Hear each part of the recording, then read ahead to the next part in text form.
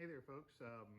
Chris Pugh here again, looking at another manual delay compensation video. This time looking at Waves LV1 as opposed to Digico SD9. So this topic becomes a little bit more interesting and starts to raise a couple more questions just in terms of maybe the big question here is, well, why worry with why try to do manual delay compensation on a console that has some forms of automatic delay compensation built in.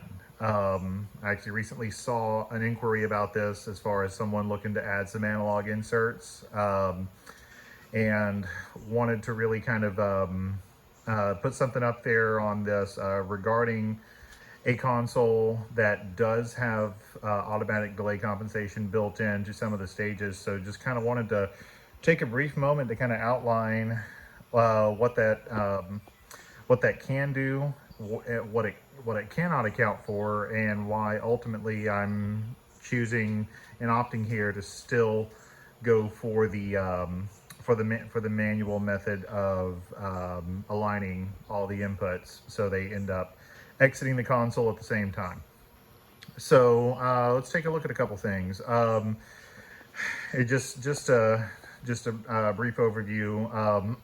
So I'm going to call up another screen here to sort of show you some selection options, and we're really looking at this lower left-hand corner here: mix engine performance and then output latency alignment. So it is what we're looking at with these two. So the mix engine performance, latency optimized is going to try and shoot for to get everything out as fast as possible based off of the buffer settings, without incurring a large latent path. This can be very handy if you're running a lot of in-air monitors off the console, because that's its goal. Latency optimized is going to be in terms of just getting it out as fast as possible. DSP is going to it's going to be a little slower as a whole. However, your overall performance and your processing is going to end up being much lower usage on your server, which that can be pretty handy in the case because with this console, both the mix engine and all the processing of the Waves native units here are all done through a single server. So I'm going to call up one more page here, system inventory here, to sort of show you what I've got going on. Left-hand column, that's a couple of stage box inputs, so that's my input-output configuration. The middle column here, I typically reserve that for anything that's a front-of-house I/O device. So we're looking at direct-out SG MADI, Apogee, Symphony Mark II SoundGrid-enabled device, and then my MacBook that is it's got the driver on it that's actually handling all the audio transport to and from.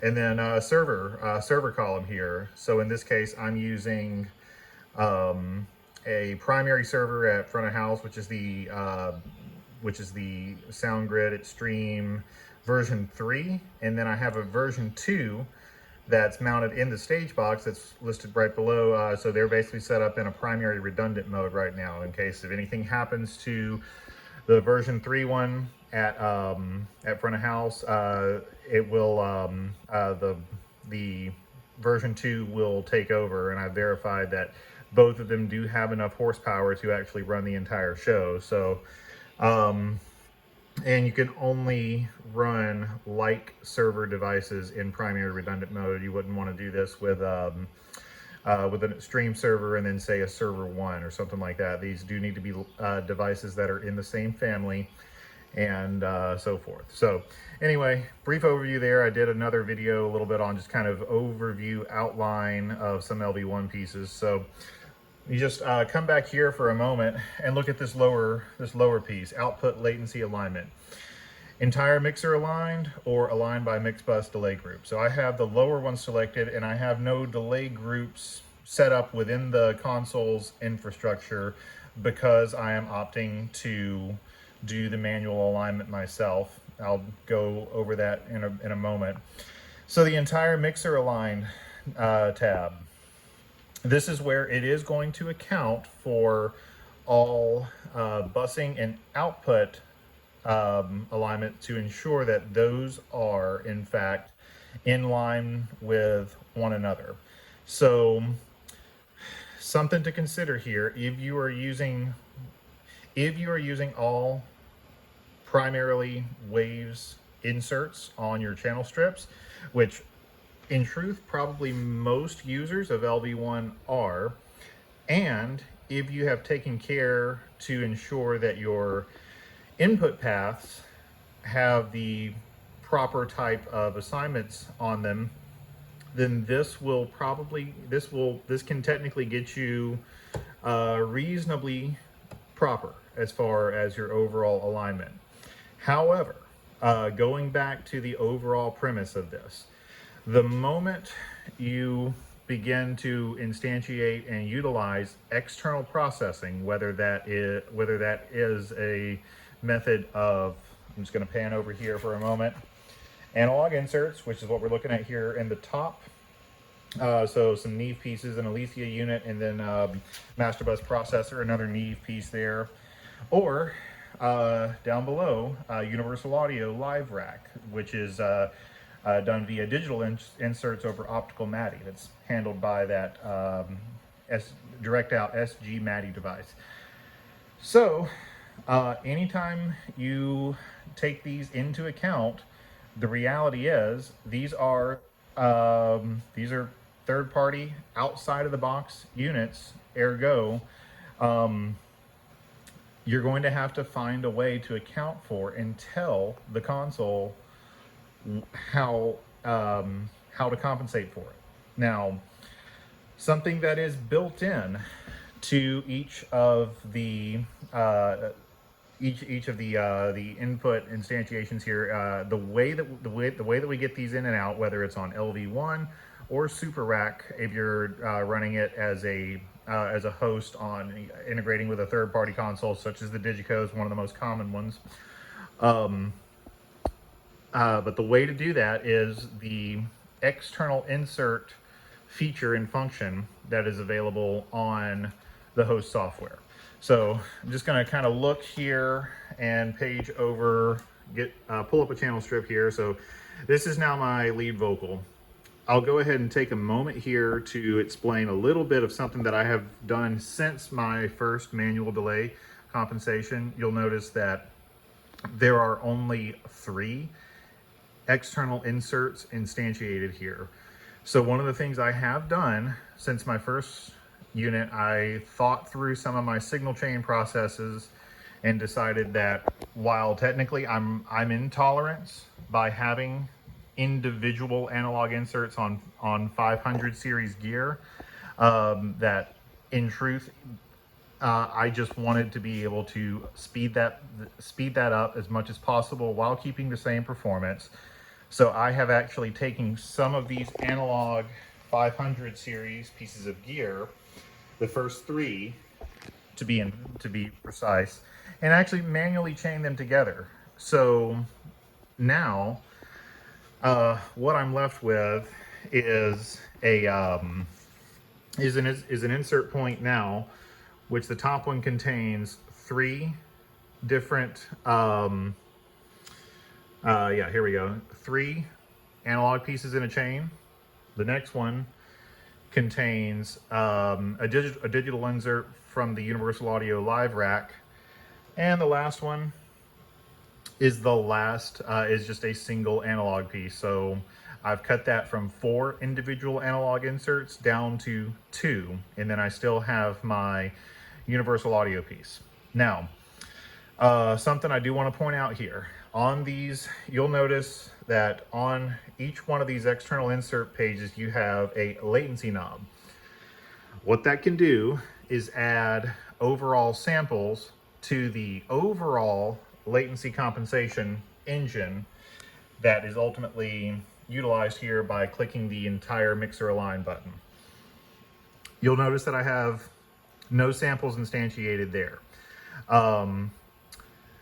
And that goes back to the fact that I am going to end up using the individual channel strip delay, just like I did on the Digico SD9, to line these things up. So why wouldn't I just say, well, let's determine the amount of samples per insert, and go ahead and put that number there into the analog, into the external insert latency piece, which is going to add it to the overall compensation engine. So here is where I'll explain a little bit of that and potentially eat some of my prior words when it comes to this. You can, and there are methods of determining that. However, considering the amount of data that you have, that you're given, that you're able to discern, in my opinion, it truthfully becomes just as fast to be able to look at the entire path as a whole and determine the overall path distance and relationship than it would be to, say, come in and measure each one of these individual insert paths and determine a proper amount, because there is some information that you can achieve, and some of it is pretty readily available. And I'll use the Universal Audio Live Rack as a prime example here. So I'm going to go ahead and just kind of page over here. We'll look back at Smart here in a moment, but I wanted to kind of pull up this page. This is the delay group section, which I am using on the Universal Audio Live Rack, and it does come in handy. It also gives you some information here. So for instance, I'm using mono racks 9 and 10. Those are both on, they are channel inserts. So in this case, channel 9 is actually a channel insert on a lead vocal here. And I have that honestly, I have it in its own delay group. In this case, technically speaking, we could turn these off, but for the sake of keeping things within the in line in the system, I do have them on for the time being. Pardon me. So another reason they're on, I wanted to kind of give you a brief overview of some information you can see here. So we can see that the latent path of that group, so that rack, has an overall of 56 samples. Not much.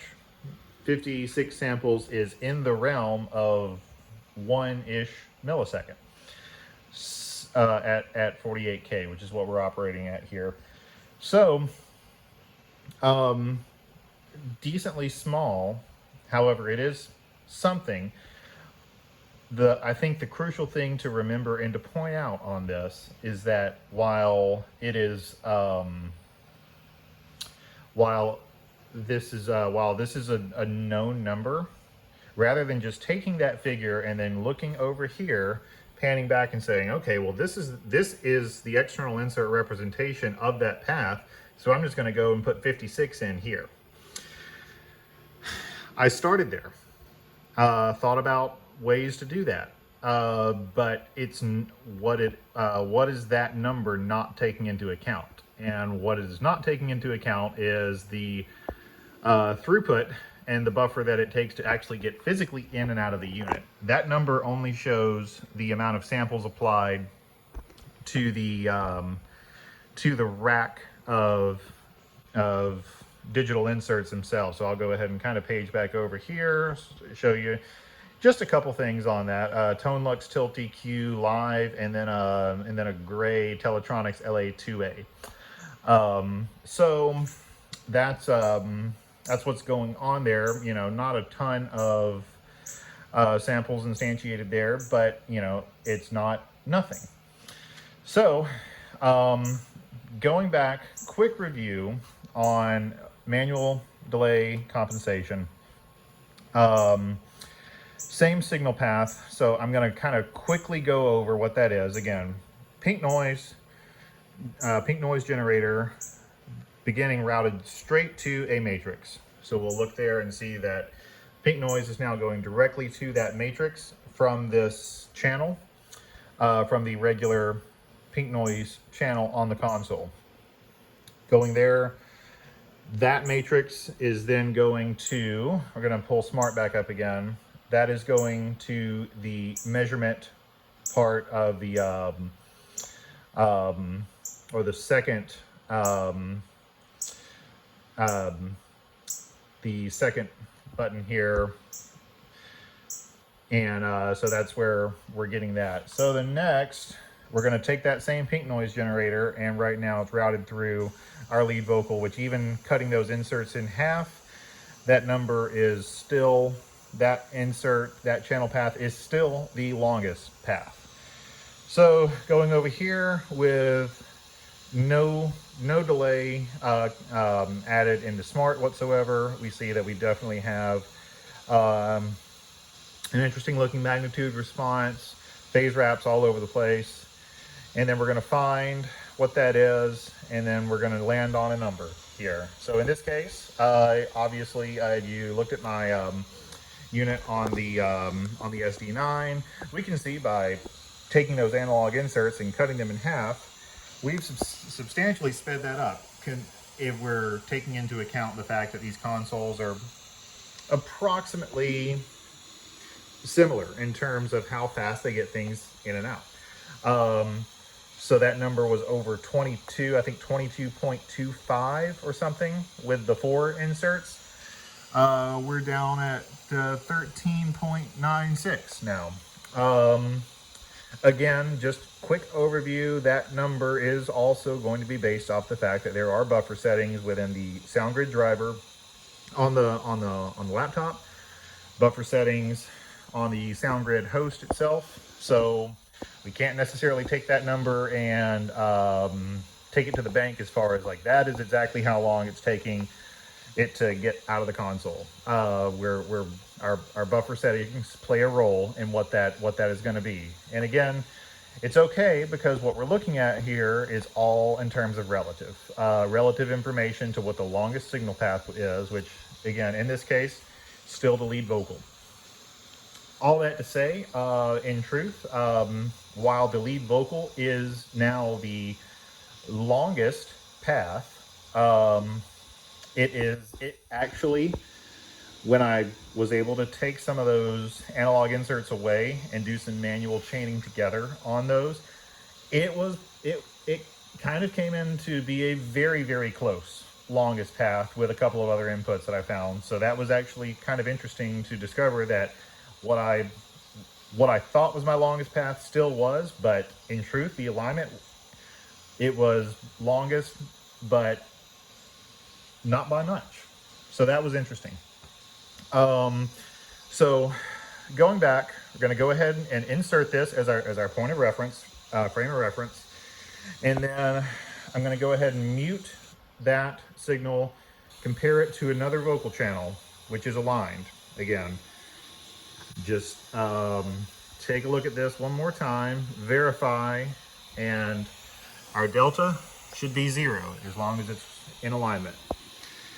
One more quick demonstration of that channel compared to in relationship with the longest path. If I remove that delay, watch what happens to the phase wrap all over the place. So again, speaking from around the realm of about 125, 200 or so and up, that particular phase wrap is potentially indicative of comb filtering all over the place.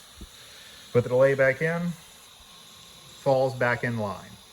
So, all right, so that was, again, quick overview of how to do it. The process is exactly the same as how it is in the on the Digico or any. It's your measurement process and your measurement method are going to be identical no matter what console you're using. Now, all that to say, you know, this something that I've taken into account to really keep in mind in terms of making sure that if you are in the situation where you do have the ability to use the automatic delay compensation engine, which in truth many users legitimately are, it's really when you get into involving external third-party processing where there's really no other way rather than taking an actual measurement and determining what that is to figure out what you need to how you need to compensate for it. So something that I did want to point out, and it's described in the software, and I think it's crucial to keep in mind. These are output delay pieces only. I wanted to just kind of outline something that where this becomes very, very obvious, where you have sources that are double mic'd, especially close double mic'd. And in this particular session here, probably the most the most obvious one that's going to be is going to be snare top and snare bottom. It's pretty much the only source in this case which really, really does have two close mics on it.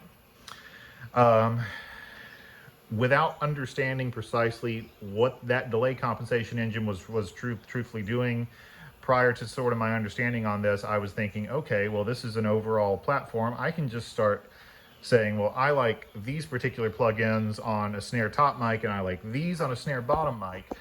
And I could, I would start doing that, and then realizing when I would look at the in-phase tool and try to determine the phase relationship, I was having to do things that really didn't make a whole lot of sense and really was having a very, very hard time. And in truth, I couldn't really bring the phase relationship of the two microphones together properly with that type of with those type of instantiations. Because for instance, I'll just go with with another model here. I would say use, for instance, a let's just call a couple of them out by name. So let's say Renaissance Axe, HEQ C6, and then follow it off by some kind of another, maybe have an Emo D5 in there, maybe only using the gate section of it, and I'd put that on the snare top, and then the snare bottom I might use some of the same elements, and then decide like, oh well, I really like this kind of harmonic character that's going on, and maybe I want to accentuate that a little bit, so let's go ahead and pop in Saphira there. Well, Saphira is one of those that's it's reasonably heavy-handed, because you're looking at units that at that point in time you're actually affecting parts of the harmonic signal chain, and so I would throw that in there. And for that matter, even too, like if my units were not the same, I was having a really, really hard time. I would have in phase on one and then set side chain to the other, and no matter what I did, it was like I could not get those relationships together. So what does this really relate back to here? One of the things I really have taken to doing ever since kind of making this discovery, also kind of polling questions out there and trying to understand like why I was like, this there's a lot of I thought I could do anything. Why can't I do anything? Why why are these things just not sounding right? And came back to the fact, and I was like, let me just try putting the exact same units on both snare top, snare bottom. Can't hurt anything. And let me see what I got. And lo and behold, again, knowing that all the cabling was proper and good, going and pinning to these microphones that ultimately made it back to my mic pre's, everything kind of lined up is exactly as you would expect. Bottom one required a polarity flip on it, and then usually a little bit of time alignment from the top to the bottom to actually get them to mesh with each other, and that's about it. Becomes more predictable. So using same units on like instruments is a very good way to keep that practice of making sure that sources are going to have a reasonable fighting chance at being aligned, and that is at the input stage as well, mind you. Because once you have something skewed at the input, all it's doing from the input moving through to the output is going to continue to move as its skewed self. So, pardon my crude description there of of what that is, but hopefully that does make sense to those that are kind of understanding what's going on with this. So anyway, 30,000 foot view of overall console alignment when it comes to utilizing something that does have automatic delay compensation. And going back again, the primary reasoning here being that I'm utilizing external processing in the way of physical analog inserts, and universal audio live rack components. So by having those components, like they're fantastic units to be able to use within your live infrastructure and your architecture here. But it's just one of those things, like if you are going to choose to do it, it's pretty critical to keep with making sure that you're able to align those things so everything ends up at the same time, or you're going to potentially run into an issue. Something I will also kind of bring up, this brings a little bit of focus into a little bit of my other video too, where I know there was actually something that kind of caught me off guard on the last one, where I had a file that I had previously aligned and ended up showing that I had a very, very slight variance. It was 0.06 milliseconds. So we're talking within a few samples. However, when you twist an EQ, move a high pass filter, move a low pass filter, like I mentioned, you can go down a pretty deep rabbit hole of saying, like, okay, every time I move one of these things, then I'm potentially opening myself up for misalignment. And in terms of individual single unit samples, technically, yes. However, we're looking at, these are products of live sound. So is it to say that we go in there and say, okay, well, I'm going to deploy a system in a live environment and say that, okay, I'm never ever going to touch a high pass filter. I'm never going to touch an equalizer.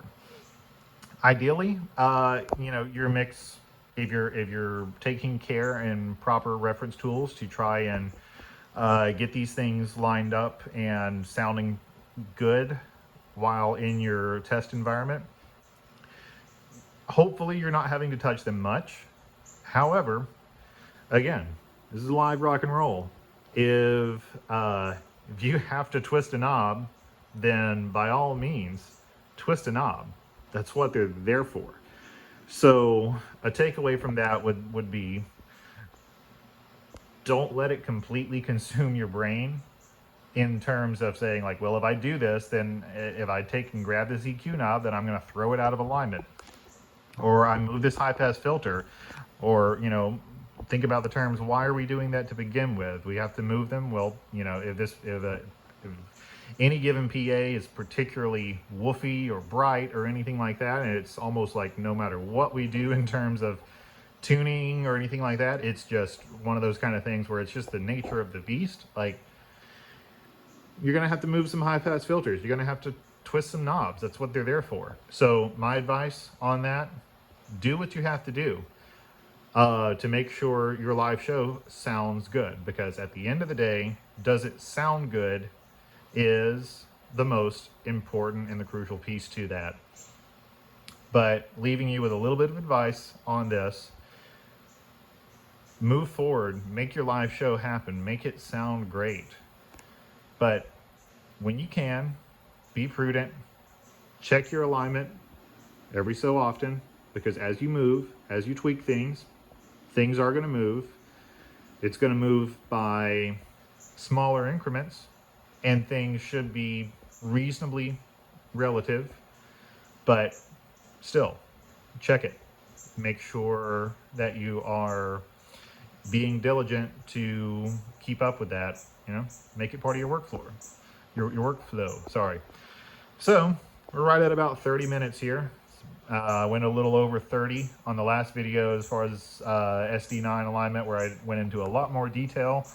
Hopefully there's some other nuggets here regarding maybe some more reasons as to the why, and if there's anything that doesn't make sense, or if I've glazed over something, if I misspoke on something, please don't hesitate. Let me know, ask questions.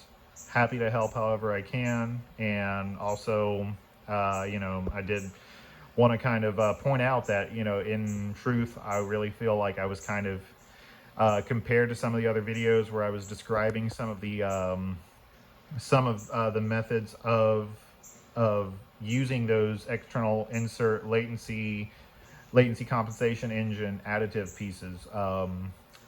You know, not necessarily eating my words on that wholly, but it's I feel like by doing the measurement, it's just I'm able to reasonably see a lot more valid information, and it just seems to make sense in my case, especially where, you know, this particular show file, when it's full, it has 32 inputs on it.